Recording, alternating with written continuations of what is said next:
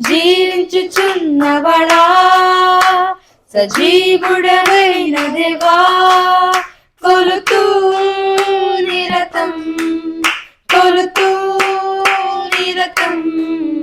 మము జీవింపచేయుమయా, మము జీవింపచేయుమయా.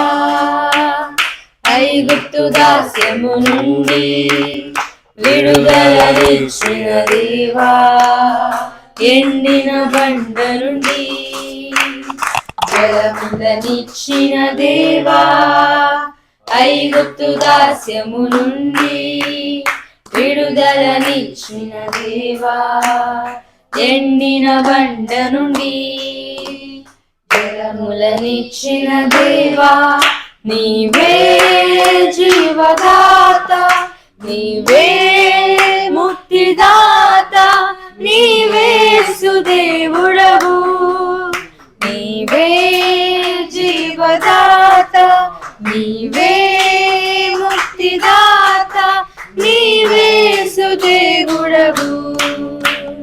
జీవించుచున్నవడా సజీవుడవైన దేవా, జీవించుచున్నవడా సజీవుడవైన దేవా, కొలుతూ నిరతం మము జీవింపచేయుమయా, మము జీవింపచేయుమయా. సింహపు నోటి నుండి అగ్నిగుండము నుండి రక్షించిన దేవా, రక్షణ కారకుడా. సింహపు నోటి నుండి అగ్నిగుండము నుండి రక్షించిన దేవా, రక్షణ కారకుడా. నీవే జీవదాత, నీవే ముక్తిదాత, నీవే సుదేవుడవు. నీవే జీవదాత, నీవే ముక్తిదాత, నీవే సుదేవుడవు. జీవించుచున్నవడా సజీవుడవైన దేవా, జీవించుచున్నవడా సజీవుడవైన దేవా, కొలుతూ నిరతం మము జీవింపచేయుమయా, మము జీవింపచేయుమయా. పాపపు దాస్యము నుండి ప్రయాస భారము నుండి విశ్రాంతినిత్తునని ప్రేమగా పిలచిన దేవా, పాపపు దాస్యము నుండి ప్రయాస భారము నుండి విశ్రాంతినిత్తునని ప్రేమగా పిలచిన దేవా. నీవే జీవదాత, నీవే ముక్తిదాత, నీవే సుదేవుడవు. నీవే జీవదాత, నీవే ముక్తిదాత, నీవే సుదేవుడవు. జీవించుచున్నవడా సజీవుడవైన దేవా, జీవించుచున్నవడా సజీవుడవైన దేవా, కొలుతూ నిరతం మము జీవింపచేయుమయా, మము జీవింపచేయుమయా. నాశన పాత్రులమేము నిన్ను నమ్మిన రోజు నుండి పరలోక రాజ్యముకై నిరీక్షణనిచ్చిన దేవా. నాశన పాత్రులమేము నిన్ను నమ్మిన రోజు నుండి పరలోక రాజ్యముకై నిరీక్షణనిచ్చిన దేవా. నీవే జీవదాత, నీవే దేవుడవు, నీవే జీవదాత, నీవే ముక్తిదాత, నీవే సుదేవుడవు. జీవించుచున్నబడా సజీవుడవైన దేవా, జీవించుచున్నబడా సజీవుడవైన దేవా, కొలుతూ నిరతం, కొలుతూ నిరతం, మము జీవింపచేయుమయా, మము జీవింపచేయుమయా. హల్లెలూయా, హల్లెలూయా, హల్లెలూయా. హల్లెలూయా.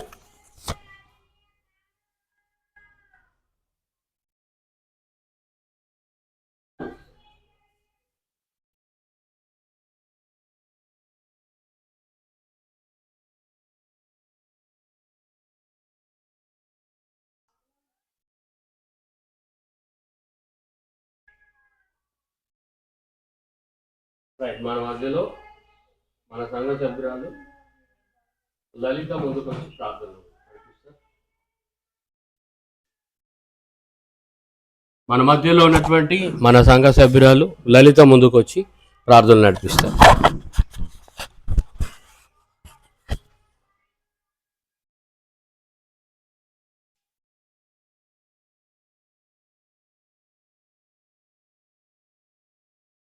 స్తోత్రం. మహాపరిశుద్ధుల గొప్ప తండ్రి, నీ పరిశుద్ధ పాదములకు స్తుతులు స్తోత్రము చెల్లిస్తున్నాము నాయన. గత పునర్ధాన దినం నుంచి పునర్ధాన దినం వరకు మమ్మల్ని అందరినీ కూడా నీ సజీవ రెక్కల కింద భద్రపరచుకొని ప్రభా, మాకు ఆయుష్ను ఆరోగ్యాన్ని ఇచ్చి తండ్రి నిన్ను స్తుతించుకునే భాగ్యం ఇచ్చినందుకు నీకు కృతజ్ఞతాస్తుతులు దేవా. ముఖ్యంగా ప్రభా, ఎక్కడెక్కడ నీ ఆరాధనలు జరగనే ఉంటున్నాయో ప్రభా, ప్రతి ఒక్క స్తుతి ఆరాధన ద్వారా నీ నామానికి మహిమ తెచ్చుకోవాల్సిందిగా ప్రార్థిస్తున్నాము నాయన తండ్రి. ముఖ్యంగా మా సంఘ బిడ్డలందరినీ కూడా జ్ఞాపకం చేసుకోండి ఆయన. ఇంకా రాలేక ఉన్న బిడ్డల్ని దర్శించండి, సకాలంలో నీ సన్నిధానానికి నడిపించవలసిందిగా ప్రార్థిస్తున్నాం. కూడి వచ్చిన ప్రతి ఒక్కరిని కూడా దీవించండి, ఆశీర్వదించండి నాయన. పాటల ద్వారా మహిమ పొందినందుకు వందనాలు చెల్లిస్తున్నాను ప్రభు. స్తుతి ఆరాధన ద్వారా మీ నామానికి మహిమ తెచ్చుకోవాల్సిందిగా ప్రార్థిస్తున్నాం. గొప్ప తండ్రి, నీకు వందనాలు చెల్లిస్తున్నాము నాయన తండ్రి. ఈ దినము తండ్రి వాక్యము చేత మమ్మల్ని అందరినీ కూడా బలపరచవలసిందిగా ప్రార్థిస్తున్నాం. నీ దాసుని నిలబెట్టుకొని ప్రభువ, మాకు కావాల్సిన వర్తమానమును దయచేయవలసిందిగా ప్రార్థిస్తున్నాం నాయన. గొప్ప తండ్రి, నీకు వందనాలు చెల్లిస్తున్నాం నాయన. ప్రతి ఏ బిడ్డ ఏ సమస్యతో వచ్చిందో ప్రభువ తండ్రి, మీరే సహాయమును దయచేయండి. ప్రతి ఒక్క సమస్యలో నుంచి విడుదల అనుగ్రహించండి దేవా. నీకు వందనాలు చెల్లిస్తున్నాం నాయన. ముఖ్యంగా ఈ యొక్క స్తుతి ఆరాధన ద్వారా నామానికి మహిమ తెచ్చుకోవాల్సిందిగా ప్రార్థిస్తూ ఆది నుంచి అంతం వరకు నీ నామ అధ్యక్షులుగా జరిపించమని మహిమ ఘనత ప్రభావములు నీకే చెల్లిస్తూ నజరేయుడైన యేసుక్రీస్తు నామంలో ప్రార్థించాలి వేడుకుంటున్నాం తండ్రి, ఆమేన్.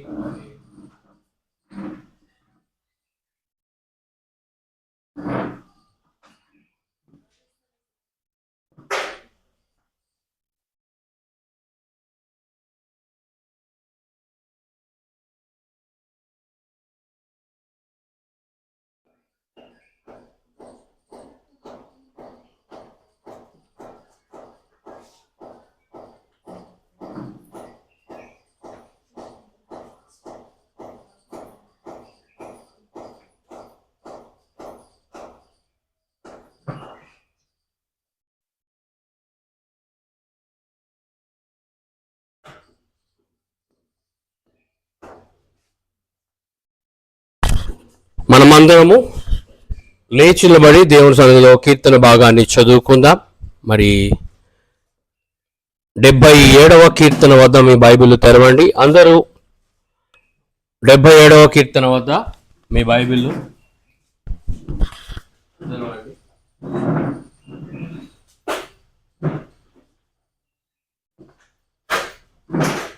77వ కీర్తన మొదటి నుండి 10 వచనాలు చివరి వరకు.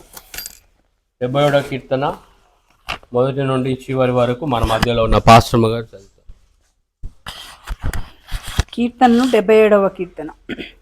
నేను ఎలుగెత్తి దేవునికి మొర్రపెట్టుదును, నేను ఎలుగెత్తి దేవునికి మొర్ర పెట్టెదను, ఆయనకు మనవి చేయుదును. ఆయనకు మనవి చేయుదును. దేవుడు నాకు చెవియొగ్గు వరకు, దేవుడు నాకు చెవియొగ్గు వరకు నేను ఎలుగెత్తి ఆయనకు మనవి చేయుదును. నేను ఎలుగెత్తి ఆయనకు మనవి చేయుదును. నా ఆపత్కాలమందు నా ఆపత్కాలమందు నేను ప్రభువును వెదకి తిని, నేను ప్రభువును వెదకి తిని, రాత్రి వేళ రాత్రి వేళ నా చెయ్యి వెనుకకు తీయకుండా నా చెయ్యి వెనకకు తీయకుండా చాపబడి ఉన్నది. చాపబడి ఉన్నది. నా ప్రాణము నా ప్రాణము ఓదార్పు పొందనొల్లకై ఉన్నది. ఓదార్పు పొందనొల్లకై ఉన్నది. దేవుని జ్ఞాపకము చేసుకున్నప్పుడు దేవుని జ్ఞాపకము చేసుకున్నప్పుడు నేను నిట్టూర్పు విడుచుచున్నాను. నేను నిట్టూర్పు విడుచుచున్నాను. నేను ధ్యానించినప్పుడు నేను ధ్యానించున్నప్పుడు నా ఆత్మ కృంగిపోవచ్చున్నది. నా ఆత్మ కృంగిపోవచ్చున్నది. నీవు నా కన్నులు మూతపడనీయవు. నీవు నా కన్నులు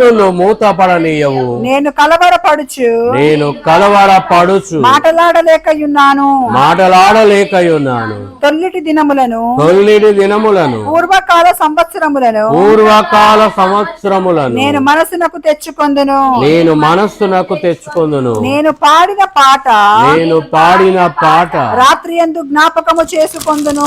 రాత్రి యందు జ్ఞాపకము చేసుకొందును.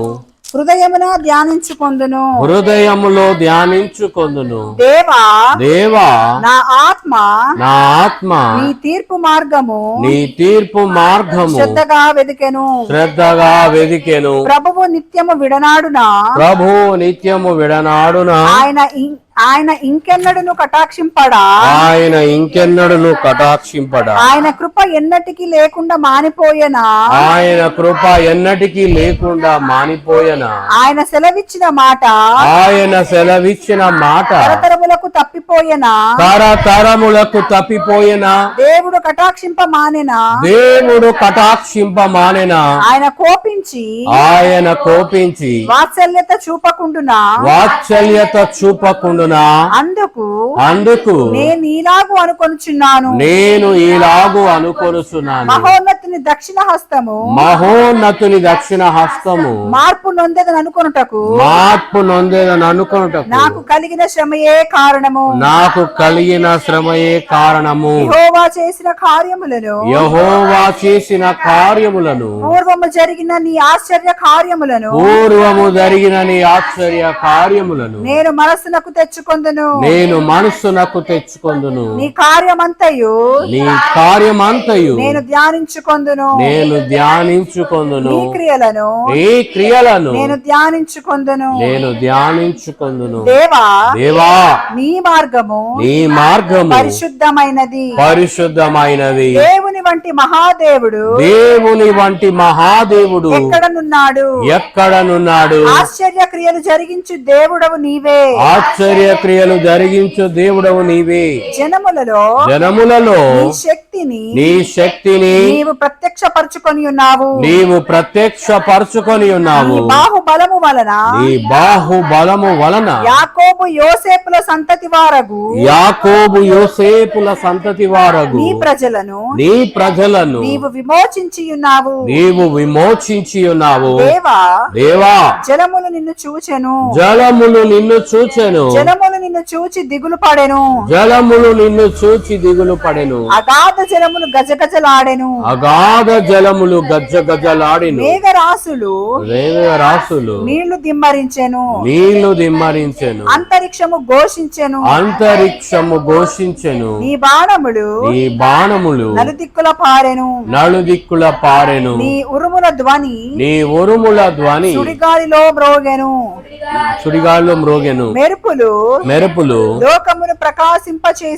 లోకమును ప్రకాశింపజేసెను. భూమి వనికి కంపించెను. నీ మార్గము సముద్రములో నుండెను. నీ త్రోవలు మహాజలములలో ఉండెను. నీ అడుగు జాడలు గుర్తింపబడకై ఉండెను. మోషే అహరోనుల చేత నీ ప్రజలను మందవలె నడిపించితివి. దేవుడి వాక్యమును మనందరి వినికిడిలో దీవించి ఆశీర్వదించును గాక.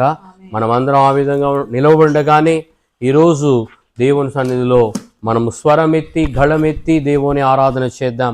మనకు బలమైన దేవుని బట్టి ఆనందగానం చేయడని కీర్తనకారుడు 80వ కీర్తనలు అంటున్నాడు. ఈరోజు నాతో కూడి యెహోవాను గణపరచుడని 34వ కీర్తనలో దావీదు భక్తుడు అంటున్నాడు. మనం ఏకముగా కూడి ఆయన నామాన్ని గొప్ప చేయడానికి ఇక్కడ నిలవబడి ఉన్నాం. ఈరోజు నీ పట్ల నా పట్ల దేవుడు చేసిన ప్రతి మేలుకు ప్రతిగా నీవు నేను మనం ఏమి ఇచ్చుకోలేం. అయితే కృతజ్ఞత ఆస్తుతులను చెల్లిస్తూ 2 చేతులు పైకెత్తి ఆయన సన్నిధిలో మన పూర్ణ హృదయాన్ని, పూర్ణ ఆత్మను, పూర్ణ బలమును దేవుని సన్నిధిలో మనము దేవుని సన్నిధిలో శక్తిని కూడగట్టుకొని పూర్ణ బలముతో, పూర్ణ ఆత్మతో, పూర్ణ వివేకముతో దేవుణ్ణి ఆరాధిస్తే ఈరోజు నీకు ఈ వారమంతటికి కావలసిన బలము, శక్తిని, ఆరోగ్యాన్ని దేవుడు ఇయనే ఉన్నాడు. కాబట్టి ఈరోజు ఎంతమంది బిడ్డలైతే ఆఫ్లైన్ వచ్చి దేవుని సన్నిధిలో మాతో కలిసి ఆరాధిస్తున్నారో మీరందరూ అలాంటి శక్తిని ఈరోజు పొందడానికి సిద్ధంగా ఉన్నారు. దేవుని శక్తి పైనుండి దిగి వస్తుంది. When praises will goes up then automatically the blessings will come down అన్నాడు ఒక భక్తుడు. ఈరోజు నీ స్తుతులు పైకి వెళ్తుంటే దేవుని యొక్క అద్భుతమైన శక్తి నీ మీద క్రిందికి దిగి వస్తుంది. అందుకే అంటున్నాడు కదా 80వ కీర్తనలో, నీ నోరు బాగుగా తెరుము, నేను దాన్ని నింపేదని. ఈరోజు నీ నోరు తెరచి దేవుని స్తుతిస్తే ఖచ్చితంగా దేవుడు నీ జీవితంలో గొప్ప అద్భుత కార్యాలు చేస్తాడు. అందరూ కూడా కలిసి ఆయన యొక్క బలాన్ని, ఆయన ఔన్నత్యాన్ని, ఆయన యొక్క శక్తిని, ఆయన యొక్క ప్రభావమును వర్ణించడానికి, ఆయన బలమును, ప్రభావమును చూడడానికి దేవుని పరిశుద్ధాలయంలో మనం ఆయన తట్టు తేరి చూస్తూ ఆరాధన చేద్దాం. హల్లెలూయా. అందరు 2 చేతులు పైకెత్తి, చిన్నపిల్లలు మొదలుకొని యవనస్తులు మొదలుకొని అందరూ కూడా దేవుని సన్నిధిలో ఆర్భాటంతో స్తుతిద్దాం. హల్లెలూయా, హల్లెలూయా. యేసయ్యా నీకు వందనాలు. మీ స్తుతులు నాకు కాదు, దేవునికి వినిపించాలి. యేసయ్యా నీకే మహిమ, నీకే ఘనత, నీకే ప్రభావము, నీకే మహిమను ఆరోపిస్తున్నాం. హల్లెలూయా, హల్లెలూయా. అత్యున్నత సింహాసనముపై ఆసీనుడవైన నా దేవా, అత్యున్నత సింహాసనముపై ఆసీనుడవైన నా దేవా, అత్యంత ప్రేమ స్వరూపివి నీవే, ఆరాధింతును నిన్నే. అత్యంత ప్రేమ స్వరూపివి నీవే, ఆరాధింతును నిన్నే. హల్లెలూయా, హల్లెలూయా, హల్లెలూయా, హల్లెలూయా, హల్లెలూయా, హల్లెలూయా, హల్లెలూయా. ఆమేన్. ఆశ్చర్యకరుడా స్తోత్రం, ఆలోచనకర్త స్తోత్రం, ఆశ్చర్యకరుడా స్తోత్రం, ఆలోచనకర్త స్తోత్రం. బలమైన దేవా నిత్యుడవగు తండ్రి, సమాధానాధిపతి స్తోత్రం. అందరు పాడదాం. బలమైన దేవా నిత్యుడవగు తండ్రి, సమాధానాధిపతి స్తోత్రం. హల్లెలూయా,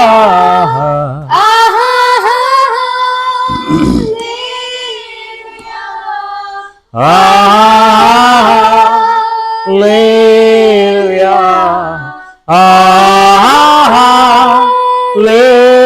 హల్లెలూయా, హల్లెలూయా, హల్లెలూయా,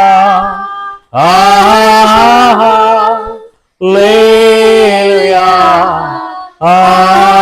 ఆమేన్, ఆమేన్. అనువాడ స్తోత్రం.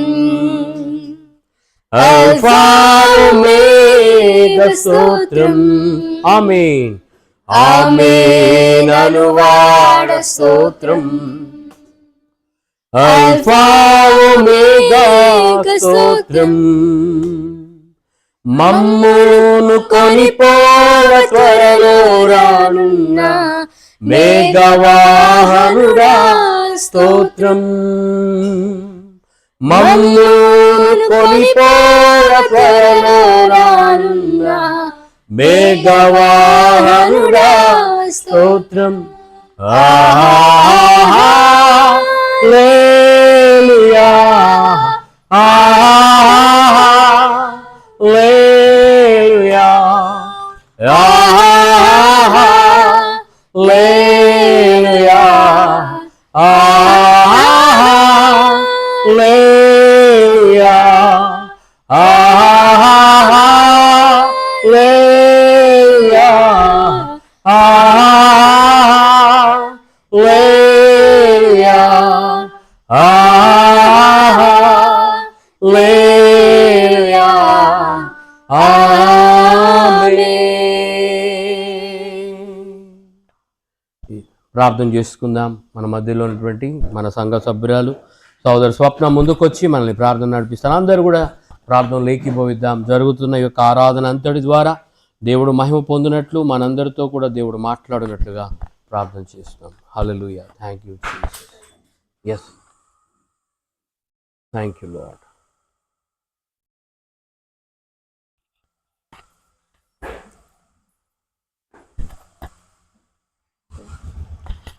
Amen. Yes. స్తోత్రం స్తోత్రం స్తోత్రం. మమ్మల్ని మిక్కిలిగా ప్రేమించిన మా ప్రియ పరలోకపు తండ్రి నీకే వందనాలు స్తోత్రాలు ప్రభువా.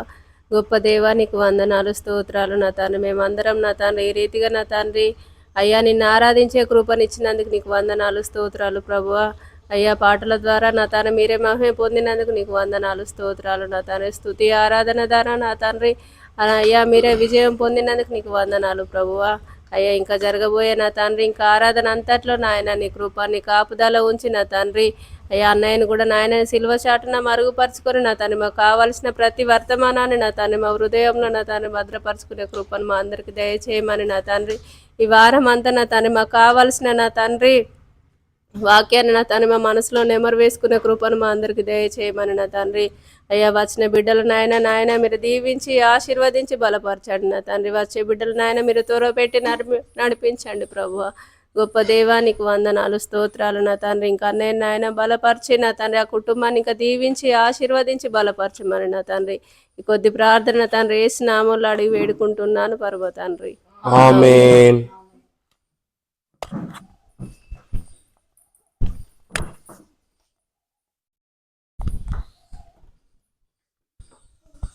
దేవుని పరిశుద్ధ నామమున స్తోత్రములు. కూడి వచ్చిన మీ అందరికీ ప్రభువైన యేసు క్రీస్తు నామములో మీకు శుభాలు తెలియజేస్తున్నాను.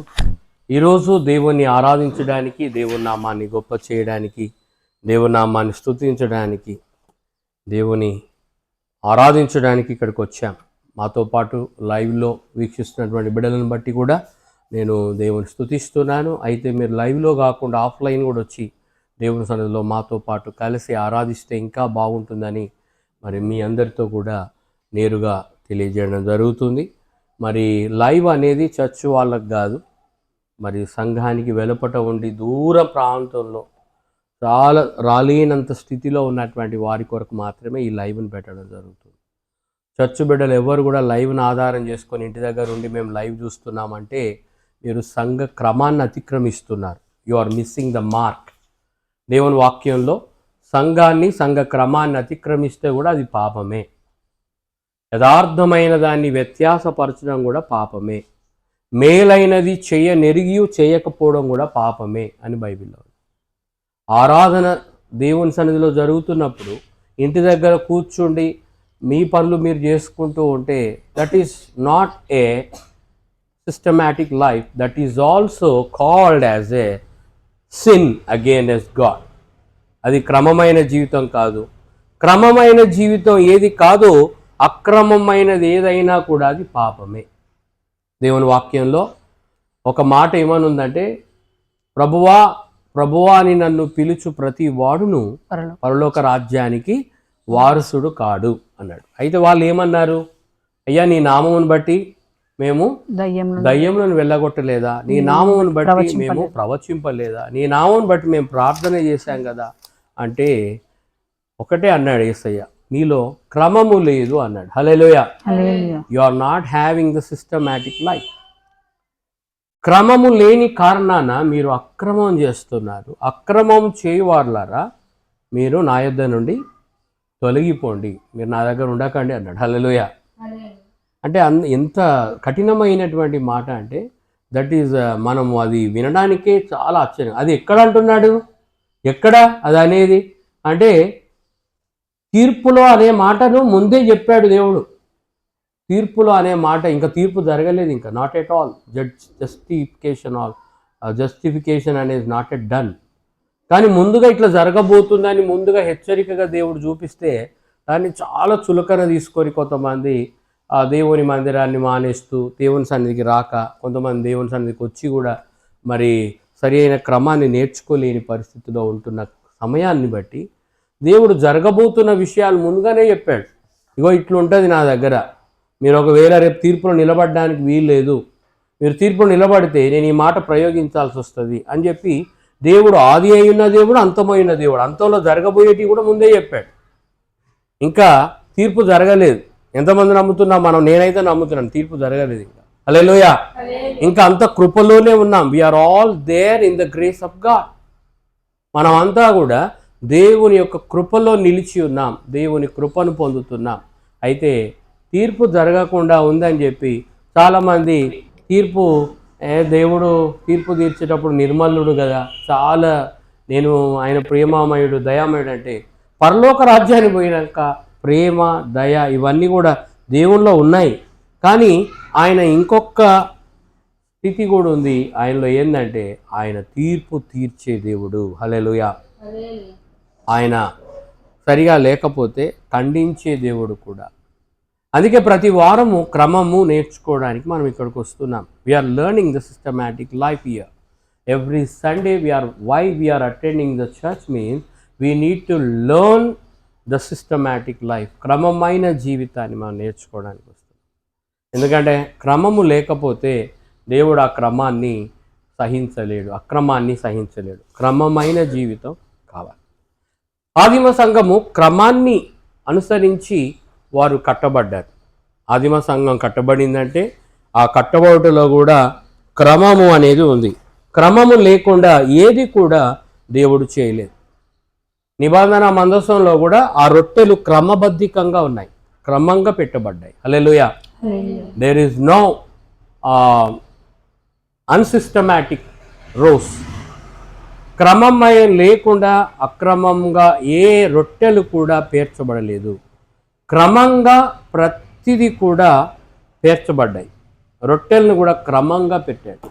5 రొట్టెలు 2 చేపల్ని కూడా 5,000 మందికి పంచినప్పుడు ఆ రొట్టెలు మిగిలిపోయినాయి కదా అని తీసుకుపోయి పెంటలో పడేయడం అలాంటి జరగలే. వాటన్నిటిని కూడా లెక్కబెట్టి మరలా అవన్నీ కూడా లెక్కబెట్టడం అంటే అవన్నీ ఒక దగ్గరకు చేర్చి క్రమంగా ఆ యొక్క గంపల నిండి ఎత్తారు. మళ్ళా ఆ గంపలు ఎన్ని లెక్క పెట్టారంటే he counted that baskets to.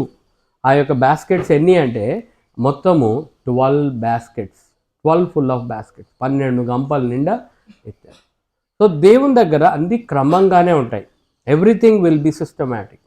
So unsystematic అనేది మన జీవితంలో ఉండడానికి లేదు. 77వ కీర్తనలో భక్తుడైన ఆసాపు అంటున్నాడు, అయ్యా నేను ఎలుగెత్తి దేవునికి మొర్ర పెడతాను అంటున్నాడు. హల్లెలూయా. ఎలుగెత్తి మొర్ర పెట్టడం, ఎలుగెత్తి మొర్ర పెట్టడం జరగకపోతే మన జీవితంలో చాలాసార్లు మనము కొన్నిసార్లు దేవునికి వ్యతిరేకమైన పనులు చేయాల్సి వస్తుంది. ఎలుగెత్తి ప్రార్థన చేయడం, ఎలుగెత్తి మొర్ర పెట్టడం అంటే స్వరమెత్తి బిగ్గరగా దేవుని సన్నిధిలో మనము ప్రార్థన చేయాలి. హల్లెలూయా, హల్లెలూయా. కాబట్టి ఎలుగెత్తి దేవునికి మొరపెట్టడం, ఎలుగెత్తి దేవునికి మొరపెట్టడం జరగాలి. దేవుడు నాకు చెవియొగ్గు వరకు నేను ఎలుగెత్తి ఆయనకు మనవి చేయుదును. ఆ 2-3 వచనాలు కూడా చదవండి ఎవరైనా.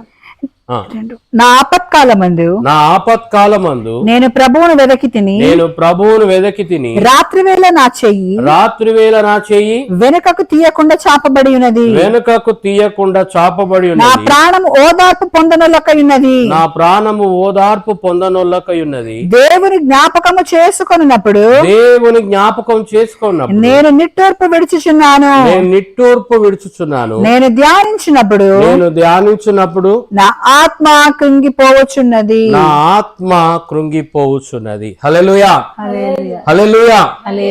కాబట్టి ఎలుగెత్తి మొర్ర పెట్టడంలో ఉన్న అద్భుతాన్ని ఇక్కడ మనం చూస్తున్నాం. ఎలుగెత్తి మొర్ర పెట్టేది ఎప్పటి వరకు అంటే దేవుడు ప్రార్థన వినేంత వరకు కూడా నేను ఆయనకు మనవి చేస్తాను అంటున్నాడు. హల్లెలూయా. కొన్నిసార్లు దేవుడు ప్రార్థన వినని సందర్భాలు ఏమైనా ఉంటాయా అంటే ఆయన వింటాడు, కానీ మనం హృదయంలో పాపాన్ని లక్ష్యం చేస్తే ఆయన నా మనవికి వినకపోవునని బైబిల్లో. హల్లెలూయా. దేవుని వాక్యం ఏముందంటే నా హృదయమందు నేను పాపమును లక్ష్యం చేసినలా ఆయన నా మనవి వినకపోవును. రెండవది, దేవుని సన్నిధిలో క్రమంగా లేకపోతే కూడా ఆయన ముఖాన్ని చాటేసే దేవుడుగా ఉన్నాడు, ముఖం తిప్పుకుంటాడు. కాబట్టి మన యొక్క క్రియలు దేవుని మహిమపరిచే విధంగా ఉండాలి, దేవుని సన్నిధిని మహిమపరిచే విధంగా ఉండాలి. కాబట్టి నేను ఎలుగెత్తి ఆయనకు దేవునికి మొర్రపెట్టుదును, ఆయనకు మనవి చేయుదును, నా ఆపత్కాలమందు నేను ప్రభువును వెదకి తిని. కాబట్టి దేవుని సన్నిధిలో ఎలుగెత్తి మొర్ర పెట్టడంలో ఉన్న అద్భుతం ఏంటంటే when we are shouting loudly then God will hear our voice. అందుకే కొన్నిసార్లు ఈ ఎలుగెత్తి మొర్ర పెట్టేది ఎప్పుడు మనం చేస్తామంటే మనకి ఎప్పుడైనా బాధ అనిపించినప్పుడు, ఎవరు మనం మాట విననప్పుడు, ప్రభువా అసలు దేవుడా నువ్వు ఉన్నావా అని చెప్పి కొన్నిసార్లు దేవునితో పోరాడే స్వభావం వస్తుంది. దేవునితో పోరాడు అందరిని విడిచిపెట్టినప్పుడు అందరూ మనల్ని పట్టించుకున్నప్పుడు లాస్ట్లో గుర్తుకొచ్చేది ఎవరో తెలుసా? ఎవరికైనా దేవుడే గుర్తుకొస్తాడు. హల్లెలూయా. అమ్మ ఉన్నంతకాలం అమ్మ మీద అరుస్తారు, అమ్మా నువ్వు ఉన్నావా అసలు. నాన్న ఉన్నంతకాలం నాన్న మీద అంటారు. ఒకవేళ అమ్మ నాన్న లేకపోతే మరి ఎవరు చెప్పుకోవాలంటే దేవునితోనే మాట్లాడే పరిస్థితి. ఒకవేళ అమ్మ నాన్న ఉన్నా పట్టించుకోలేని పరిస్థితిలో ఉంటే ఆ టైంలో కూడా ఎవరు నిన్ను చూసేది అంటే దేవుడే. కాబట్టి ఈరోజు నీవు ఏ పరిస్థితిలో ఉన్నా, నీవున్న చోట wear ever you can be, you need to shout loudly and shout an to the lord. దేవుని సన్నిధిలో నీ ఎలుగెత్తి దేవునికి మొర్రపెట్టాలి. నువ్వు మొర్రపెడితే నీ యొక్క ఆపద తొలగిపోతుంది. నీ ఆపత్కాలంలో నువ్వు దేవుని వెతకడం ప్రారంభించినప్పుడు, నా ఆపత్కాలమందు నేను ప్రభువును వెతికి తిని. చాలాసార్లు ఎప్పుడు దేవుని క్రైస్తవ జీవితంలో, దేవుని నమ్మిన బిడ్డల జీవితంలో, దేవుని నమ్మిన తర్వాత అంతా కూడా పూల పాన్పులాగే ఉండదు. మళ్ళీ నేను చెప్తున్నాను, our way will not be a bed of roses. అంటే మన యొక్క మార్గము పూల పాన్పులాగా ఉండదు. మీరు బాగా చూస్తే దేవుని వాక్యంలో యేసయ్య శిలువ మరణానికి ముందు ఆ యొక్క యూదా దేశంలో యెరూషలేం పట్టణంలో ఆయన ప్రవేశించినప్పుడు అందరూ కూడా ఆయన స్వాగతాన్ని పలికారు. ఏమని స్వాగతాన్ని పలికారు? ఆయన వస్తున్న మార్గంలో ఆ యొక్క ఏమంటారు, అక్కడ ఉన్నటువంటి పామ్ ట్రీస్, ఆ యొక్క అక్కడ ఆ దేశంలో ఎక్కువగా ఖర్జూర మట్టలు ఉంటాయి. ఖర్జూర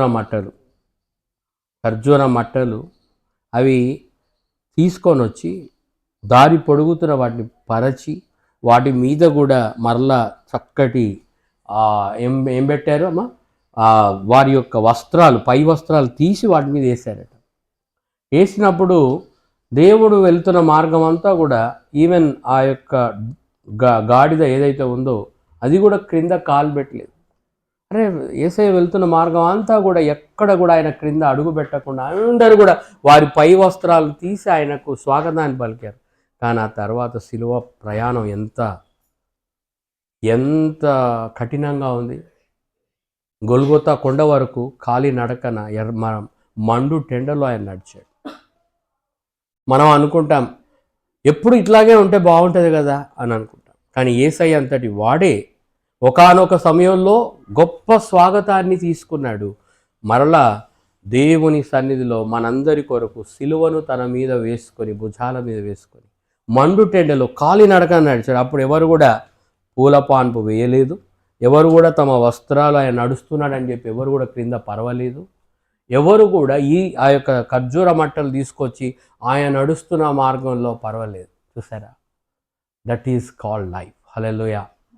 ఈరోజు దేవుని వాక్యం వింటున్నటువంటి మనం, నీ జీవితంలో కూడా మండే ఉన్నట్టు ట్యూస్డే ఉండదు, ట్యూస్డే ఉన్నట్టు వెనస్డే ఉండదు, పోయిన సంవత్సరం ఉన్నట్టు ఈ సంవత్సరం ఉండదు. Some times God May permit you to go in to the valley of shadow of death. అంటే గాఢాంధకార మార్గంలో కూడా నడిపిస్తాడు, మరణాంధకారం. కానీ మరణం అనేది నీ దరికి రాకుండా ఆయన చేస్తాడు. ఈరోజు ఎంతమంది అయితే ఈ వాక్యాన్ని లైవ్లో కూడా వీక్షిస్తున్నారో, the Christian life, it is not the way of bed of roses, but it is the way of thorns. ముళ్ళ మార్గంలో మనం ఉన్నాం. And also we are having the narrow way. We are walking through the narrow way. మనమంతా కూడా ఇరుకు మార్గంలో నడుస్తాం. దేవుని వాక్యం ఏముందంటే, ఇరుకు మార్గమున ప్రవేశింప ప్రయాసపడండి, ఇరుకు మార్గమున ప్రవేశించండి అంటాడు.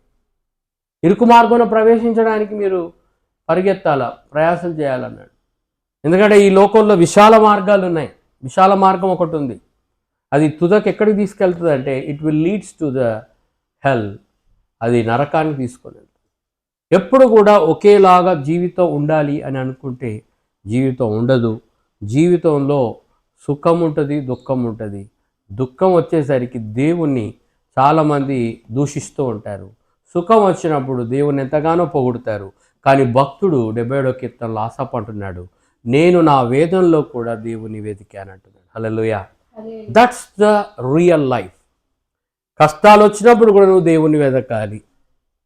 నాకు కష్టం వచ్చింది కాబట్టి నేను దేవుని వెతకను, నాకు ఈ కష్టాన్ని దేవుడు ఎందుకు అనుమతించాడు, ఈ అనారోగ్యతను ఎందుకు అనుమతించాడు, ఈ ఆర్థిక ఇబ్బందిని ఎందుకు అనుమతించాడు, ఈ అప్పుల బాధ నాకు లేకపోతే నేను ఈరోజు దేవుని సన్నిధిలో ఉండేవాడిని కదా అంటే, నువ్వు అప్పును చూడకు, అప్పును తీసివేసే దేవుని చూడు.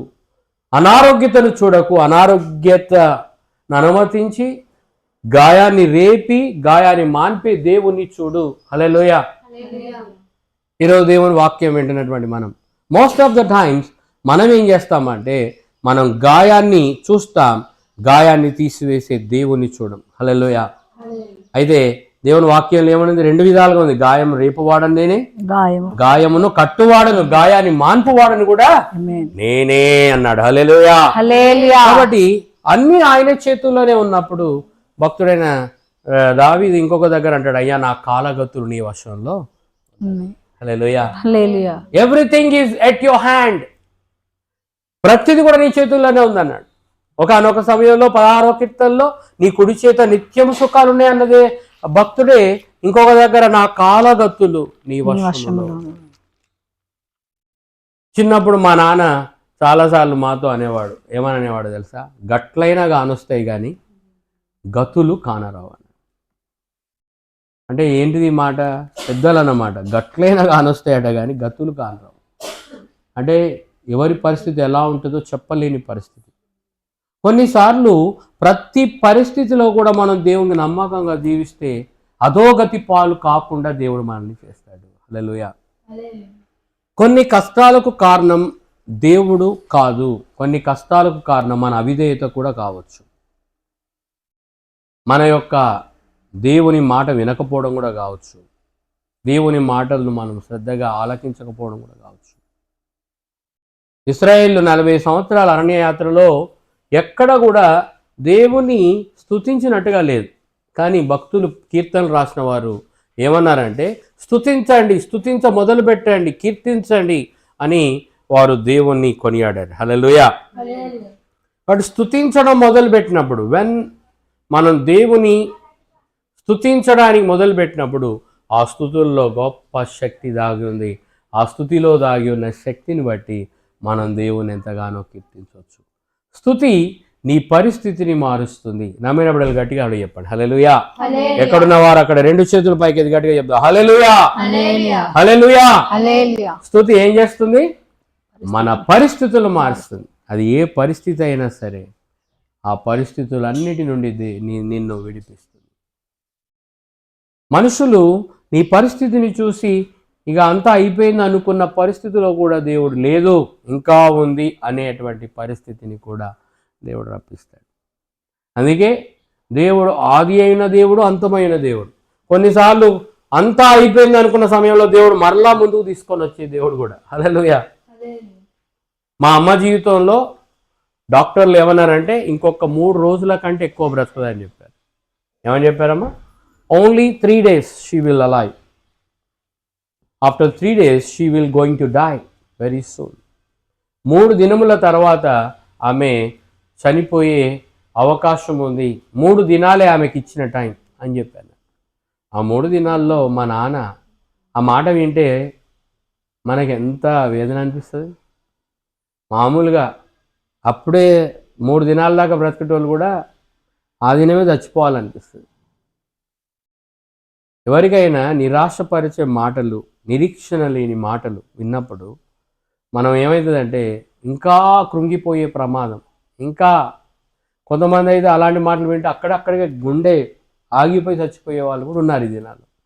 కానీ అమ్మ గుండె రాయం చేసుకొని, ప్రభువా నేను నీ కొరకు బ్రతుకుతాను, నేను నీ కొరకు ఫస్ట్ బ్రతుకుతాను, ఎందుకంటే నా పిల్లలు కూడా ఇంకా చిన్నవాళ్ళు, వాళ్ళకి ఏం తెలియదు లైఫ్, వాళ్ళకి నేను ఎంతో అవసరం, ఫస్ట్ నేను బ్రతికితే నీ కొరకే బ్రతుకుతాను అని ఒక్క మాట దేవుని సన్నిధిలో ప్రార్థన చేసి ఏడుస్తూ వేదనలో వెతకడం ప్రారంభిస్తే అయిపోయిందనుకున్న ఆ జీవితాన్ని దేవుడు తిరిగి ప్రారంభించాడు. Hallelujah. That's what the faith, it can works. Faith అనేది మన జీవితంలో, విశ్వాసం అనేది చూచి నమ్మడం కాదు, చూడకుండా కూడా దేవుడు చేసే కార్యాలు నమ్మాలి. అంతా అయిపోయింది అనుకున్న టైంలో లేదు, ఇంకా ఉంది, ఇంకా ఉంది నీ జీవితం, ఇంకా ఉంది అన్న స్థితిని దేవుడు కల్పిస్తాడు. That is called the blessed hope, శుభప్రదమైనటువంటి నిరీక్షణ. అందుకే యేసయ్యను మనం పట్టు విడవక దేవుని మందిరానికి రావాలి. హల్లెలూయా. హల్లెలూయా. ప్రతి వారం దేవుని మందిరానికి ఎందుకు వస్తున్నామంటే దేవుని మందిరములో మనము దేవుని ఆరాధిస్తున్నప్పుడు శాశ్వత జీవాన్ని దేవుడు ఉంచాడు. దేవుని సన్నిధిలో సంతోషం ఉంది, జీవం ఉంది. హల్లెలూయా. 16వ కీర్తన చూడండి. అయ్యా నేను భక్తిహీనులతో నేను ఉండను, భక్తిహీనుల లాగా నేను బలులు అర్పించను. I don't want to offer like a sacrifices లో, లైక్ భక్తిహీనత అనేది మనం చూస్తున్నాం. వరల్డ్లీ పీపుల్ లాగా నేను నా యొక్క సాక్రిఫైసెస్ ఉండవు. I don't want to offer sacrifices like వారు అర్పించు రక్తపాని అర్పణములు నేను అర్పింపను. వారి పేర్లు నా పెదవుల నెత్తను యెహోవా నా స్వాస్థ్య భాగము నా పానీయ భాగము నీవే నా భాగమును కాపాడుచున్నావు. మనోహర స్థలములలో నాకు పాలు ప్రాప్తించెను. శ్రేష్టమైన స్వాస్థ్యము నాకు కలిగెను. చూసారా, భక్తిహీనులు అర్పించేటువంటి రక్తపాని అర్పణలు నేను అర్పించను అంటున్నాడు. భక్తిహీనత అంటే ఏంటి అంటే దేవుడు ఉన్నాడని తెలిసి కూడా దేవునిగా ఆరాధించకపోవడం. ఇట్ ఈజ్ ఆల్ భక్తిహీనత. అయితే వీళ్ళు ఏం చేస్తారు? పండుగలు వచ్చినప్పుడు ఎవరైనా పండుగలు వచ్చినప్పుడు ఎక్కడ లేని భక్తి, నువ్వు అప్పుడు రావద్దన్నా పరుగెత్తుకొని వస్తారు కొంతమంది. పండుగలు వచ్చినప్పుడు చేసే భక్తే కాదు, అది భక్తిహీనత సంబంధమైన భక్తి. పండుగలు వచ్చినప్పుడే కొత్త బట్టలు కట్టుకొని పిండి వంటలు చేసుకొని చక్కగా నిండుగా తిని అప్పుడు భక్తి చేయడం కాదు. ప్రతి వారం దేవుని సన్నిధికి వచ్చి భక్తి చేయడం అనేది నిజమైన భక్తి. హల్లెలూయా. హల్లెలూయా. పండుగలు వచ్చినప్పుడు భక్తి చేసి కొంతమంది బలులు అర్పిస్తూ ఉంటారు. వాళ్ళు అర్పించినట్టుగా నేను బలులు అర్పించను అంటున్నాడు 16వ కీర్తనలో. అందుకే భూమి మీద ఉన్న భక్తులే శ్రేష్ఠులయ్యా, వారు నాకు కేవలము ఇష్టులు. నువ్వు ఎవరితో సహవాసం చేస్తున్నావో వాళ్ళ లక్షణాలు వచ్చేస్తాయి. అందుకే ఆదివారం నుండి సోమవారం వరకు భక్తిహీనతో పడిపోకుండా మన సంఘంలో ఒక చక్కటి క్రమం ఉంది. ఏంటిదంటే ఆదివారం నుండి శనివారం వరకు ఏం క్రమము అంటే ఏంటిది క్రమము అంటే ఆదివారం మొదటి దినము, శనివారం 7వ దినం. 7 దినాల్లో కూడా ఎక్కడ కూడా గొలుసు ప్రార్థన అనేది మిస్ అవ్వట్లేదు. హల్లెలూయా. ఆ క్రమాన్ని నువ్వు పాటిస్తే నువ్వు నిజంగా భక్తి కలిగిన వారితో సహవాసం కలిగి ఉంటే నీలో ఇంకా భక్తి పెరుగుతుంది. హల్లెలూయా. ఎందుకు నువ్వు ప్రార్థన చేయాలి సంఘంతో కలిసి? ఒక విధంగా ఒక ఆమె బాగా ప్రార్థన పర్వాలనుకో, ఆమెతో నువ్వు బాగా సహవాసం చేశావనుకో, ఆమెలో ఉన్న ప్రార్థన జీవితం నీలోనికి వస్తుంది. హల్లెలూయా. అదే భక్తిహీనత కలిగినటువంటి వాళ్ళతో నువ్వు సహవాసం చేస్తే వాళ్ళలాగా నీవు కూడా ఆలోచిస్తావు, వాళ్ళలాగే ప్రార్థన లేని జీవితం అవుతుంది, వాళ్ళలాగే అన్ని విధాలుగా నువ్వు అన్నిటికీ అనుమానిస్తూ ఉంటావు. దేవుడు భక్తి కలిగిన వారితో నీ సహవాసం ఉంటే నీలో ఆ ఉన్నటువంటి ఆ యొక్క అవిశ్వాసపు లక్షణాలు పోతాయి, విశ్వాసం కలిగిన లక్షణాలు ఇంకా పెరుగుతాయి. అందుకే ప్రార్థన జీవితం పెంచుకోండి. నూతన సంవత్సరంలో మళ్ళీ చెప్తున్నాను, ప్రార్థన జీవితం పెంచుకోండి, భక్తి కలిగిన జీవితం పెంచుకోండి. వాక్యంతో నింపబడడం నేర్చుకోండి. ఎందుకంటే 2024 వరకు ఎన్నో మరణాలు మనం చూసాం. 2025 తర్వాత కూడా ఘోరంగా మొన్న అమెరికాలో పెద్ద అగ్ని ప్రమాదం వచ్చింది. వాళ్ళు అనుకోలే, దే ఎంజాయిడ్ లాట్.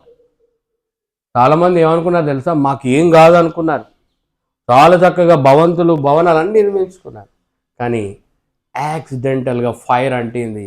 వాళ్ళు నిర్మించుకున్న విలాసవంతమైనటువంటి ఆ యొక్క భవనాలన్నీ కూడా బూడిద పాలయ్యాయి. అందుకే దేవుని వాక్యంలో యెహోవాను సేవించని ఏ పట్టణమైనా ఏ నగరమైనా అది దేవుని ముందు నిలవనేరదు. దేవుని వాక్యంలో ఉంది, దానియేలు గ్రంథంలో, యెహోవాను సేవించని ఏ పట్టణమైనా ఏదైనా కూడా నిలవదు. దేవుడు కాపాడాలి మనల్ని మనం కాపాడుకోవడానికి కాదు. We have so much technology. Fire అంటుకోగానే ఆర్పివేసే అంత టెక్నాలజీ కూడా ఉంది. మరి ఏమైంది? అంత పెద్ద ఆధునికమైనటువంటి టెక్నాలజీ కలిగిన దేశంలోనే ఫైర్ని వెంటనే ఆర్పివేసే అంత టెక్నాలజీ కూడా ఉంది. What happened? దేవుని వాక్యంలో ఏమనుందంటే, యెహోవా పట్టణమును కాపాడని ఎడల దాని కావలి కాయువారు మేలుకొనుట వ్యర్థమే. ఈరోజు ఎంత మేలుకొని ఉన్నా జరగబోయేది ఒకవేళ అది దేవుని దృష్టిలో పడితే అలాంటి నష్టాన్ని ఎవరు కూడా దాన్ని పూడ్చలేరు. కాబట్టి ఈరోజు వాళ్ళు అనుకోలేదు, వాళ్ళకు మిలియన్ల కొలది డబ్బులు ఉన్నాయి ఒక్కొక్కరికి. నాకు తెలిసి వాళ్ళందరికీ ఇన్సూరెన్స్ కూడా ఉండొచ్చు. ఈ ఇల్లు కాలిపోతే ఇంకొక ఇల్లు కూడా ఇస్తారని ఇన్సూరెన్స్లు కూడా ఉండొచ్చు. కానీ దేవుడు పట్టణమును కాపాడకపోతే దాన్ని కావలి కాయువారు మేలుకొని ఉంట వ్యర్థమే. సొదొమ గొమొర్రా అనేటువంటి పట్టణంలో దేవుడు వినాశనాన్ని అనుమతిస్తే ఇప్పటికి అక్కడ జనవాసాలు ఉండవట. ఇప్పటికి అక్కడ జనవాసాలు లేవు. సొదొమ గొమొర్రా ఒకప్పుడు పచ్చటి మైదానం. పచ్చదనంతో పాటు అక్కడ పాపం కూడా చాలా హెచ్చుగా పెరిగింది. పచ్చదనంతో పాటు పాపం కూడా హెచ్చుగా పెరిగింది. చాలామంది ఆ ప్రాంతాన్ని చూస్తే అబ్బా లోతు ఎంత లక్లో పడ్డాడో అనుకోవచ్చు. నాకు తెలిసి ఆప్షన్ అనేది అబ్రహాము లోతుకే ఇచ్చాడు. నీవు ఏ ప్రాంతాన్ని కోరుకుంటావో కోరుకో అంటే లోతు లోకాన్ని చూశాడు, పచ్చదనాన్ని చూశాడు, ఆ పచ్చడి మైదానాలను చూశాడు, మైదాన ప్రాంతాలను ఎంచుకున్నాడు. నాకు చక్కటి పూల పాన్పులా ఉండాలన్న లైఫ్ అంతా అనుకున్నాడు. ఈ రాళ్ళను ఎన్నుకుంటే నాకేం వస్తుంది అనుకున్నాడు. ఈ రాళ్ళ ద్వారా నాకేం వస్తుంది అనుకున్నాడు. అంతే, పచ్చదనం కోరుకొని మైదానాన్ని కోరుకుంటే అది ఒక రోజు దేవుని దృష్టిలో పాపం పెరిగి పెచ్చరిల్లని కారణం దేవుడు ఏమన్నాడో తెలుసా? ఆ సొదొమ గొమొర్రా అనేదే లేకుండా చేయడానికి నేను పూనుకున్నాను. ఆ సొదొమ గొమొర్రా అగ్నితో కాల్చబడుతుంది, నా ఉగ్రత పాలు కాబోతుంది అని చెప్పి సొదొమ గొమొర్రాను దేవుడు అగ్నితో కాల్చేస్తాడు. ఇప్పటికి అక్కడ జనవాసాలు ఉండవు. సొదొమ గొమొర్రా అనే ప్రాంతంలో జనవాసాలు లేరు. Nobody has staying over there. అడంతా కూడా పచ్చడి మైదానం బూడిద పాలైపోయింది. అక్కడ మొక్కలు కూడా పెరిగాయట. ఒక ఆయన చెప్తున్నాడు, అక్కడ పోయి వచ్చిన వ్యక్తి, అక్కడ ఏ ప్లాంట్ కూడా ఎన్నుకోదట. హల్లెలూయా. చూసారా, దేవుని ఉగ్రత పాలైతే ఒక పాట ఉంది కదా, నీ తోడు లేక నీ ప్రేమ ధన్యవాదాలు. లేక ఈలలోన ఏ ప్రాణి నిలువలేదు, నీ తోడు లేక నీ ప్రేమ లేక ఈలలోన ఏ ప్రాణి నిలువలేదు.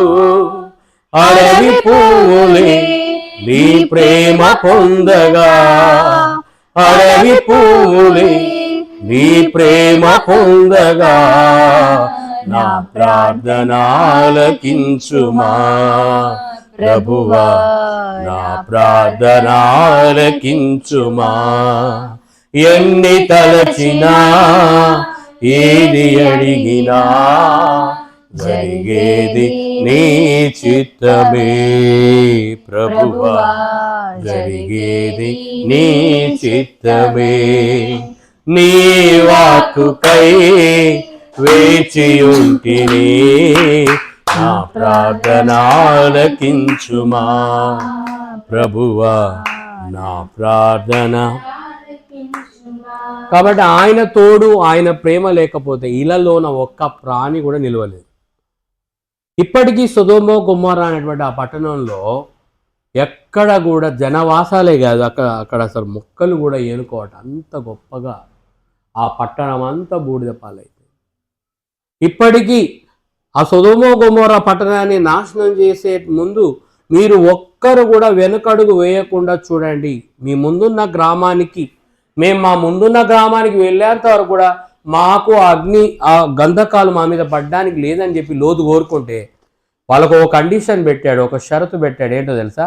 మీరు ముందుకే చూడాలి తప్ప మీరు వెనుకకు చూడొద్దంటే లోతు భార్య ఏం చేసింది? నాకు తెలిసి లోతు భార్య లోతును ముందు నడవమనొచ్చు. భార్యాభర్తలు కామన్గా నడుస్తూ ఉంటే భర్త వెనక నడుస్తూ భార్యను ముందుకు నడిపిస్తూ ఉంటాడు.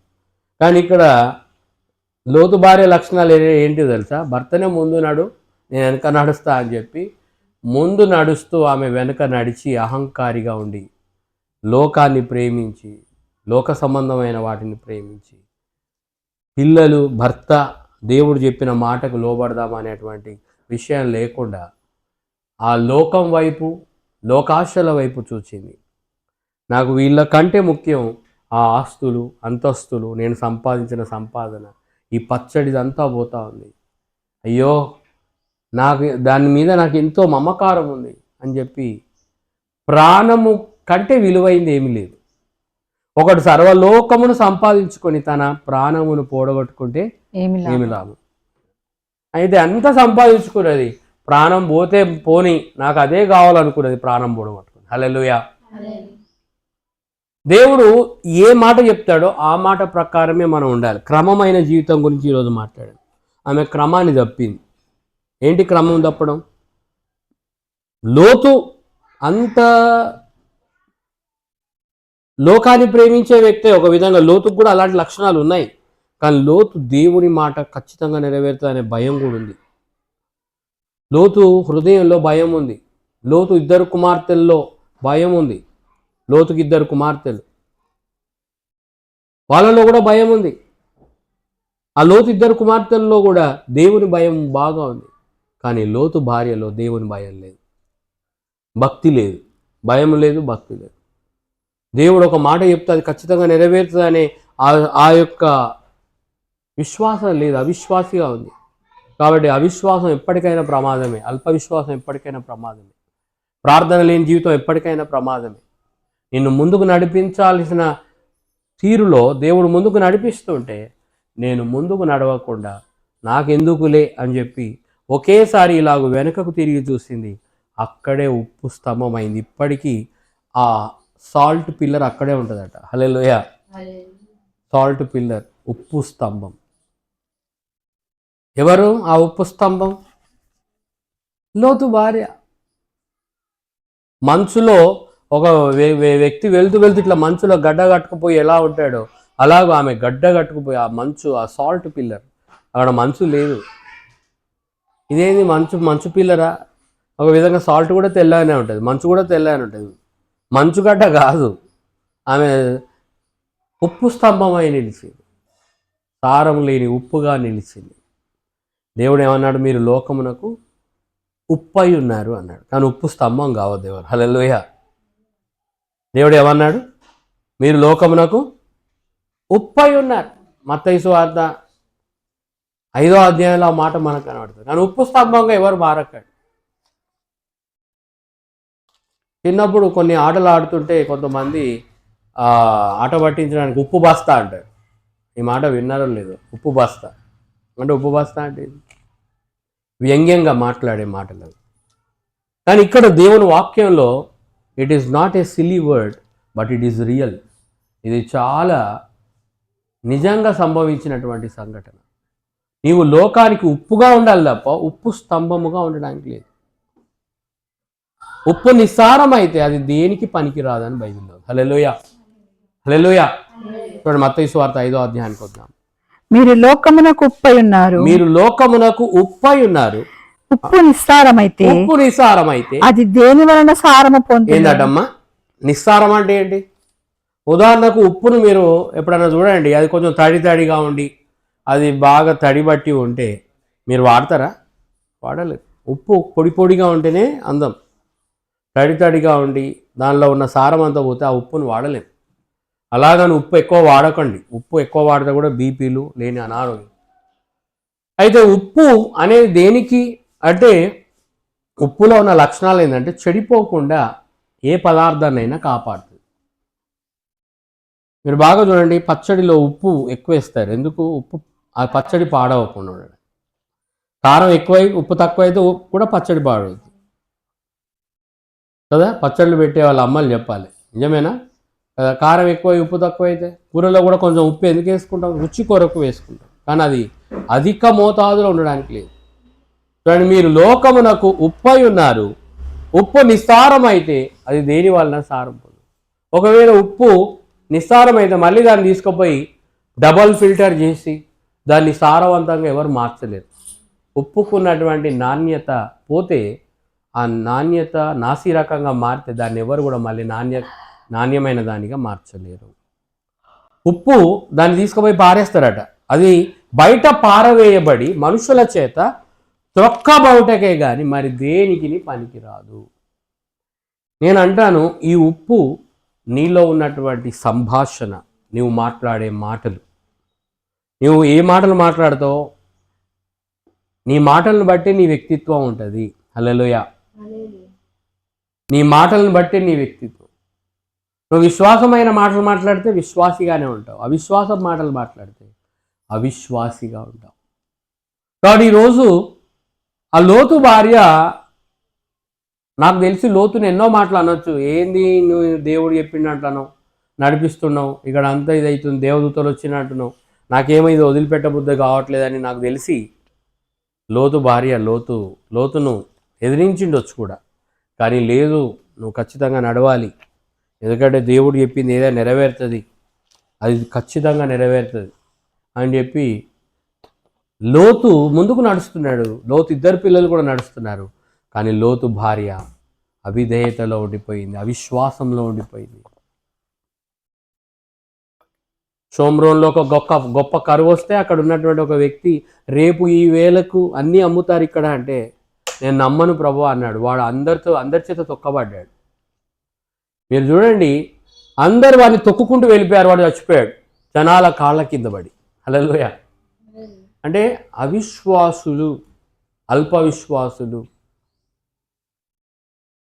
అది ప్రమాదకరం.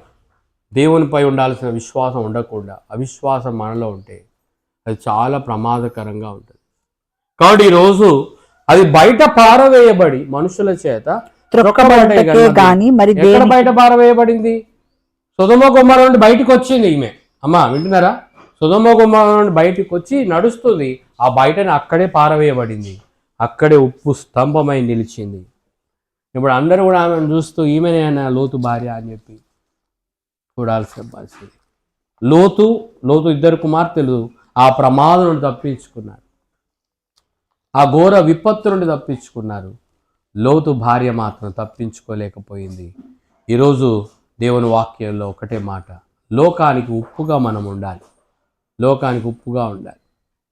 మన సంభాషణ అయినా, మన విశ్వాసమైనా, మన నిరీక్షణ అయినా, మన ప్రార్థన జీవితమైనా ఉప్పు వేసినట్టుగా ఉండాలి. కాబట్టి ఈరోజు చదవబడిన కీర్తనలో 77వ కీర్తనలో నేను ఎలుగెత్తి దేవునికి మొర పెడతాను, ఆయనకు మనవి చేయుదును. దేవుడు నాకు చెవియొక్కు వరకు నేను ఎలుగెత్తి ఆయనకు మనవి చేస్తాను. నా ఆపత్కాలమందు నేను ప్రభువును వెతికి తిని. రాత్రి వేళ నా చెయ్యి వెనుకకు తీయకుండా, రాత్రి వేళ, అందుకే రాత్రి ప్రార్థనలో పాల్పొందండి సంఘ బిడ్డలు. రాత్రి ప్రార్థనలో, గొలుసు ప్రార్థనలో పాల్పొందండి.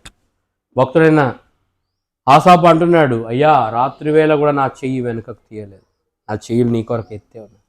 నువ్వు ఎప్పుడైతే దేవుని కొరకు నీ చెయ్యులు చాపి పైకెత్తావో అప్పుడు నీకు అన్నిటి మీద దేవుడు విజయాన్ని ఇస్తాడు. హల్లెలూయా. మోషే చేతులు బరువెక్కినప్పుడు ఇద్దరు ఆదుకున్నారు ఆయన్ని. ఎవరు చెప్పండి? యెహోషువ, హూరు. బైబిల్లో ఉంది యెహోషువ, హూరులు ఇద్దరు కూడా మోషే చేతులు ఇట్లా ఆదుకుంటే, మోషే చేతులు పైకెత్తినప్పుడల్లా కూడా ఏమైందంటే, ఆ మోషే చేతులు పైకెత్తినప్పుడు కూడా దేవుడు గొప్ప కార్యం చేశాడు. అమాలేకీయులు ఓడిపోయారు, ఇశ్రాయేలు గెలిచారు. మోషే చేతులు క్రిందికి దించగానే అమాలేకీయులు గెలుస్తున్నారు, ఇశ్రాయేలు ఓడిపోతున్నారు. కాబట్టి దేవుడు నీకు ఇచ్చిన చేతులను, నీ యొక్క ధ్వజం అని అంటారు దీన్ని, ధ్వజం, నీ యొక్క హస్తాన్ని దేవునికి ఎత్తి ప్రార్థన చేస్తే తప్పకుండా దేవుడు విజయాన్ని ఇస్తాడు. ఇక్కడ భక్తుడైన ఆసాపు అంటున్నాడు, రాత్రి వేళ నా చెయ్యి వెనుకకు తీయకుండా చాపబడిన. రాత్రి వేళ నిన్ను వెతుకుతున్నానంటే ఎట్లా వెతుకుతున్నాడు దేవుణ్ణి అంటే చేతులెత్తి విజయం కొరకు ఆరాటపడుతున్నాడు ఆసాపు. ఎందుకంటే స్తుతి ఆరాధన చేసే వ్యక్తి కనుక చేతులెత్తి ఆరాధన చేస్తున్నాడు. అందుకే మన సంఘంలో చేతులెత్తి మనం ఆరాధన చేస్తూ ఉన్నాం. ఇంకా ఎవరైనా చేతులు ఎత్తకపోతే better to raise your hands, then you will get the victory. మీ జీవితంలో గొప్ప విజయాన్ని మీరు పొందుతారు. కాబట్టి నా ప్రాణము ఓదార్పు పొందనొల్లక ఉన్నది దేవుని జ్ఞాపకం చేసుకున్నప్పుడు, నేను నిట్టూర్పు విడుచున్నాను, నేను ధ్యానించినప్పుడు నా ఆత్మ కృంగిపోవచ్చున్నది. కొన్నిసార్లు ఓదార్పు లేని పరిస్థితిలో, దుఃఖ సాగర సంబంధమైన పరిస్థితిలో నీవు ఉండొచ్చు. ఎవరు కూడా నిన్ను ఓదార్చలేరు, ఎవరు కూడా నిన్ను కంఫర్ట్ చేయలేరు, ఎవరు కూడా నిన్ను బలపరచలేరు. కానీ దేవుని వాక్యం ఏంటంటే, నేను ఓదార్పు పొందనొల్లకై ఉన్నాను, నేను నిట్టూర్పు విడుచుచున్నాను. తర్వాత చూసినట్లయితే నేను ధ్యానించినప్పుడు నా ఆత్మ కృంగిపోవచ్చున్నది అని చెప్పి దేవుని వాక్యాలు. నువ్వు ధ్యానిస్తుంటే, when you are meditating the word, then you will be comforted. దేవుని వాక్యమే నిన్ను ఆదరిస్తుంది. దేవుని వాక్యంలో ఏమనుంది? నీ వాక్యమే నాకు నెమ్మదినిస్తుంది, నీ వాక్యమే నన్ను బలపరుచున్నది, నీ వాక్యమే నన్ను జీవింపచేయుచున్నది, నీ వాక్యమే నన్ను బ్రతికించున్నది, నాకు బాధల్లో అదే నాకు నెమ్మదినిస్తున్నది. కాబట్టి దేవుని వాక్యమే నెమ్మదినిచ్చేది. నువ్వు ఎప్పుడైనా చూడు, ఎప్పుడైనా ఏదైనా కష్టం వస్తే ప్రార్థన ఒక్కటే కాదు, దేవుని వాక్యాన్ని కూడా మనం ధ్యానం చేయాలి. దేవుని వాక్యాన్ని కూడా ధ్యానిస్తున్నప్పుడు definitely you will be comforted. మీరు ఆదరింపబడతారు, దేవుని వాక్యం చేత ఆదరింపబడతారు. అందుకే దేవుని సన్నిధికి ఎందుకు రావాలి అంటే, దేవుని వాక్యం నిన్ను ఆదరించేది కూడా, దేవుని వాక్యము నిన్ను తిరిగి కట్టేది కూడా, దేవుని వాక్యము నిన్ను తిరిగి తన శక్తితో నింపేది కూడా. కాబట్టి నీవు ఎప్పుడు బలహీనుడుగా ఉన్నా, ఎప్పుడు బలహీనురాలుగా ఉన్నా, దేవుని వాక్యాన్ని ధ్యానించాలి, ప్రార్థన చేయాలి, ప్రార్థనలో ఉన్నటువంటి శక్తిని పొందాలి. అందుకే నేను ధ్యానించినప్పుడు నా ఆత్మ కృంగిపోవచ్చున్నాను. సమ్టైమ్స్ నీ స్పిరిట్ కూడా కొన్నిసార్లు దిగజారిపోతున్న పరిస్థితులు ఉండొచ్చు. నీవు ఎంత దిగజారిపోతున్న పరిస్థితిలో ఉన్నా, కృంగిపోయిన పరిస్థితిలో ఉన్నా, అప్పుడే దేవుడు నిన్ను పైకి లేవనెత్తి దేవుడై ఉన్నాడు. Hallelujah, hallelujah. God will lift you up. దేవుడు నిన్ను తిరిగి పైకి లేవనెత్తాడు. అందుకే అంటున్నాను 4వ వచనంలో, నేను కృంగిపోయానంటూ అదే బైబిల్ తీయండి 4వ వచనంలో చూస్తే, నీవు నా కన్నులు మూతపడనీయవు, నేను కలవరపడుచు మాటలాడలేక ఉన్నాను. తొలిటి దినములను పూర్వకాల సంవత్సరములను నేను మనసులకు తెచ్చుకుందును. ఇవన్నీ కూడా రాత్రి వేళ ఎందుకు వెతుకుతున్నాడంటే, అయ్యో పూర్వ పరిస్థితి బాగుంది, ఇంతకుముందే నా పరిస్థితి బాగుండే కదా, ఇప్పుడున్న పరిస్థితి చాలా అధ్వానంగా ఉంది, నా పరిస్థితి ఏంటి, అధోగతి పాలైపోయింది, అగమ్య గోచరంగా ఉంది అనుకుంటే, whenever you are meditating the word will comfort you like anything. దేవుని వాక్యము, the word of God will comfort you like anything. దేవుని వాక్యం నీకు ఒక దిశానిర్దేశకంగా ఉండి నిన్ను సరి అయిన మార్గంలో నడిపిస్తుంది. హల్లెలూయా. కన్నులు మూతపడనిచ్చే దేవుడు కాదు. కన్నులు మూతపడ్డం అంటే ఏంటి? ఒక విధంగా మాటలాడలేని పరిస్థితి, ఆత్మీయంగా నిద్రపోవడం. ఇంకొక భాషలో చెప్పాలంటే ఆత్మీయంగా మరణించడం కూడా. ఆత్మీయంగా మరణించడం, శరీరకంగా నువ్వు బ్రతికే ఉండొచ్చు, కానీ ఆత్మీయమైనటువంటి పరిస్థితి, మరణించిన పరిస్థితి ఉండొచ్చు. విశ్వాసం లేకుండా అవిశ్వాసిగా మారుతున్న పరిస్థితులు ఉండొచ్చు. దేవుని వాక్యంలో అదే అన్నాడు, క్రియలు లేని విశ్వాసం మృతం. నీకు క్రియలే లేకపోతే నువ్వు బ్రతికుండి కూడా చచ్చిన దానితో, చచ్చిన వాడితో సమానంగా ఉంటావు. కాబట్టి క్రియలు కలిగిన విశ్వాసం కావాలి. అబ్రహాములో ఉన్న మొదటి క్రియ ఏంటంటే, దేవుడు ఉన్నాడని నమ్మాడు, దేవుడు ఫలాన్ని దయచేస్తాడని నమ్మాడు, వాగ్దానాలు చూపిస్తేనే కాదు చూడకుండా నమ్మాడు. అందుకు దేవుడు అబ్రహామును విశ్వాసులకు తండ్రిగా చేశాడు. అందుకే అంటున్నాడు, నా కన్నులు నీవు మూతపడనీయవు. మూతపడ్డం అంటే ఏంటి? ఎప్పుడన్నా యాక్సిడెంట్ అయితే ఆయన కళ్ళు తెరిచి చూస్తాడా, కళ్ళు మూసుకున్నాడా, కళ్ళు ఏమన్నా అసలు మనిషి స్పృహలో ఉన్నాడా లేదా అంటారు. ఎందుకు? ఎవరైనా కింద పడిపోతే కూడా మనుషులు కళ్ళు తెరిచి చూస్తాడా, కళ్ళు మూయడం అంటే అది మరణాన్ని కూడా సంకేతింపజేస్తుంది. హల్లెలూయా. దేవుడు నీ కన్నులు మూతపడనీయకుండా, ఆయన కంటికి నిద్ర లేకుండా నిన్ను కాపాడుతున్నాడంటే, నిన్ను కాపాడువాడు కునుకడు, ఇశ్రాయేలును కాపాడువాడు కునుకడు, నిద్రపోడు. అయితే మనం నువ్వు పొద్దెక్కేదాకా ఎందుకు పడుకుంటున్నావు? ఇక్కడ రాత్రిపూట భక్తుడైన ఆసాపు అంటున్నాడు, నీవు నా కన్నులు మూతపడనీయవు. నేను రాత్రివేళ నా తొలిటి దినాలను జ్ఞాపకం చేసుకుంటాను. అంటే ప్రారంభంలో నా ప్రారంభాలు ఎట్లుండే, నేను ప్రారంభంలో ఎంత గొప్పగా ప్రార్థన చేసేవాడిని, ఆ తొలిటి సంవత్సరాలను జ్ఞాపకం చేసుకున్నాను. తొలిటి దినాలను, పూర్వకాల సంవత్సరాలను జ్ఞాపకం చేసుకో. దేవుడు నేను ఎలా శక్తివంతుడిగా వాడుకున్నాడు, వాటిని జ్ఞాపకం చేసుకో. కొన్నిసార్లు కొంతమందిని దేవుడు బెడ్ మీద ఉంచడానికి ప్రయత్నించాడంటే దానికి గల కారణం, you have to remember the works. కొన్నిసార్లు కొంతమంది బెడ్కు పరిమితం అయితే, ఆ బెడ్కు పరిమితం అయిన టైంలో టైం వేస్ట్ చేయడానికి కాదు, you have to remember his grace, what ever the lord has done in your life. నీ జీవితంలో దేవుడు ఏం చేశాడో వాటిని జ్ఞాపకం చేసుకో. నీ ప్రారంభం ఎలా ఉండే, దేవుడు నిన్ను ఎలా ఆశీర్వదించాడు, ఎలా వాడుకున్నాడు, వాటిని జ్ఞాపకం చేసుకుంటే again you will get the revival in your life. Hallelujah. నీ జీవితంలో గొప్ప ఉజ్జీవం అనేది దేవుడిస్తాడు. నీ మొదటి స్థితి నీ కడపటి స్థితి మొదటి స్థితి కంటే అద్మానంగా ఉండదు.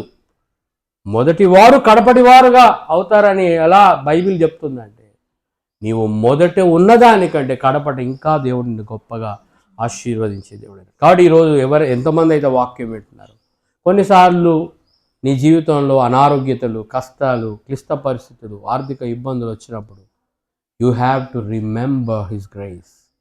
నీ యొక్క జీవితంలో దేవుని కృపను జ్ఞాపకం చేసుకో. అందుకే యెషయా గ్రంథం 38వ అధ్యాయంలో కృపతో జ్ఞాపకం చేసుకో అయ్యా అంటాడు. ఎందుకు? ఈయన జ్ఞాపకం చేసుకుంటున్నాడు ఫస్ట్. అయ్యా నేను ఎలా నడిచానో నీ సన్నిధిలో, నీ సన్నిధిలో నేను నడిచారు, ఒక్కసారి కృపతో జ్ఞాపకం చేసుకో అంటాడు. ఎవరు? ఈయన ఒక రాజు. హిజ్కియా. He was a king. He knows the values of life. మానవుని యొక్క విలువ జీవితం, దేవుని సంబంధమైన విలువ జీవితం గురించి తెలుసు. కాబట్టి the values of Christian ethical life, ఆత్మ సంబంధమైనటువంటి క్రైస్తవ విలువలు నీకు తెలిస్తే నీవు చేయాలి. అంతేగాని ఇప్పుడున్న పరిస్థితిని చూసి కృంగిపోవడం కాదు. పైన అంటున్నాడు నేను కృంగిపోతున్నాను, నా ఆత్మ కృంగిపోతుంది అంటాడు. కానీ ఇక్కడ మరలా when he is remembering, he is recollecting the things of the Lord, the wonders, ఆయన యొక్క ఆశ్చర్య కార్యాలు జ్ఞాపకం చేసుకుంటున్నాడు. అప్పుడు తిరిగి ఉజ్జీవాన్ని పొందుతున్నాడు. హల్లెలూయా. అందుకే అంటున్నాడు 4వ వచనంలో, నీవు నా కన్నులు మూతపడనీయమంటే అది మరణాన్ని సంకేతింపజేస్తుంది. మరణం పాలు ఏవయ్యా, నేను చావను అంటాడు. ఇంకో దగ్గర ఎవరు భక్తుడైన దావీదు, నేను చావను,